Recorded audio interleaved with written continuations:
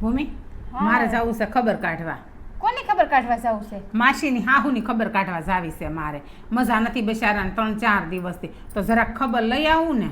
2 દિવસ પહેલા તમે કોકની ખબર કાઢવા ગયા હતા? કોની ખબર કાઢવા ગયા હતા? પેલા આપણા જૂના પાડોશી હતા ને, એને મજા નહોતી ને એની ખબર કાઢવા હું ગઈ હતી.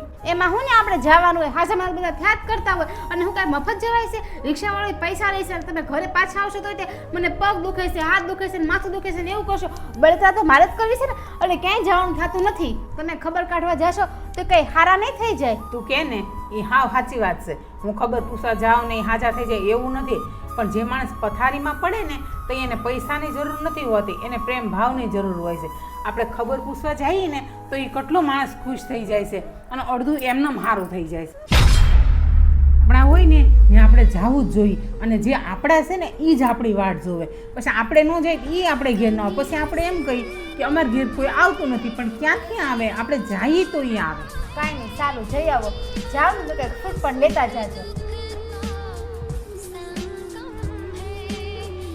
અમારા આવા નવા વિડીયો જોવા માટે અમારી ચેનલને સબસ્ક્રાઈબ કરો.